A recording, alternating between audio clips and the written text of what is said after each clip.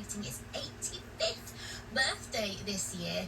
Now, the stories were originally created by the Reverend Wilbert Awdry to entertain his young son Christopher when he was bedridden with measles.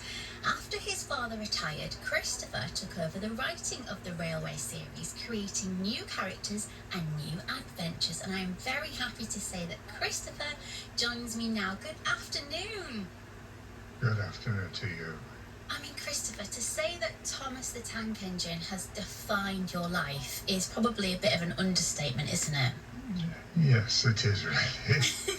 But, I'm used to it now. I bet, but I mean, talk to me then. So obviously these stories were written for you when you were poorly in your bed, which is That's just right. like, you know, the cutest thing ever that your dad did for you. How does it feel then to know that something so personal to you is so universally loved around the world? Father would have been incredulous.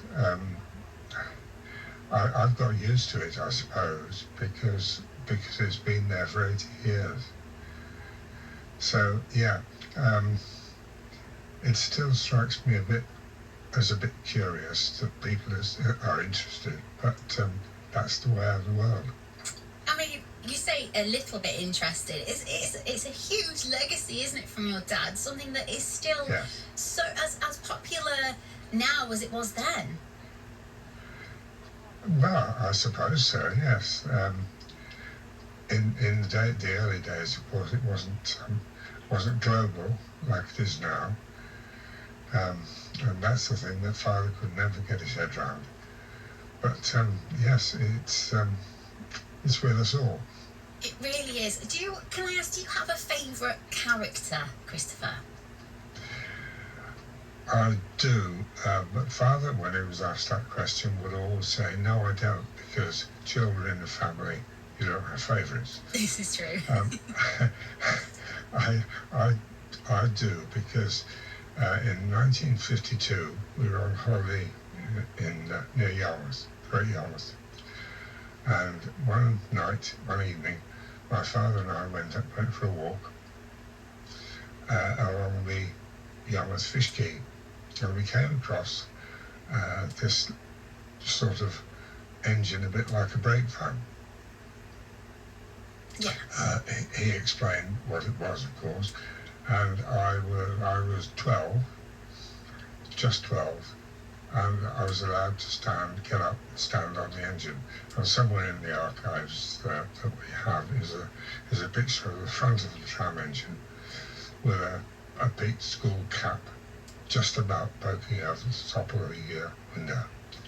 And Toby has stayed my favourite ever since. Do you know what's amazing, Christopher? And I'm not just saying that. Toby's my favourite as well. I have a nephew named Toby. Yeah, I just loved his little face and the fact that he was different. You know, his square engine. That's crazy. Oh, I love that. Lovely to hear that story. We've got good taste. Yes. Christopher, tell me. You have. Thank you. I know, I just said myself. You've got a one-off show in London this summer. Can you tell us about that? I can. It's the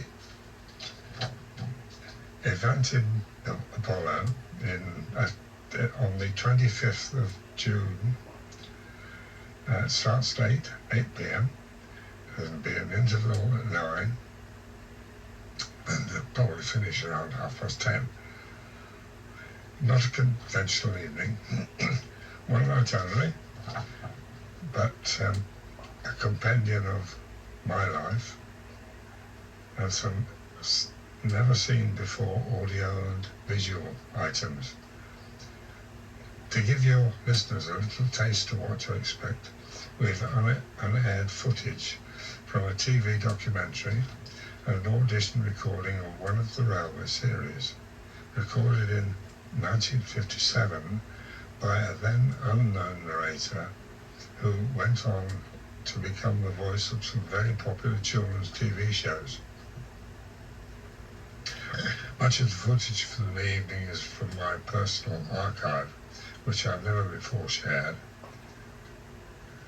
We've got the evening being hosted by the legendary Pete Waterman, who himself, as you probably know, is a keen railway enthusiast. Yes. And several special guests whom I can't discuss because it's a secret. I don't want to ruin the surprise. It sounds, I mean, there's probably so many incredible stories, and our time is short, sadly, Christopher. But do you remember the very first story that your dad wrote and read to you about Thomas? Do you have a vivid memory of that?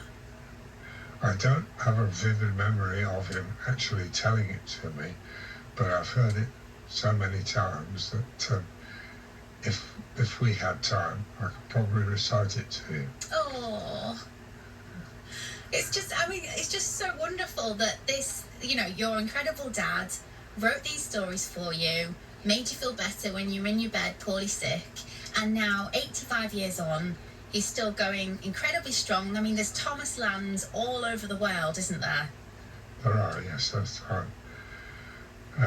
I forget how many, but there certainly there's are. A lot. It's just such an icon, massive part of my childhood, so many people's childhoods, and you were that child that the stories were written for. That blows my mind, so I don't even really know how you come written that, even though you've had a lot of time to do so. It's just beautiful, isn't it?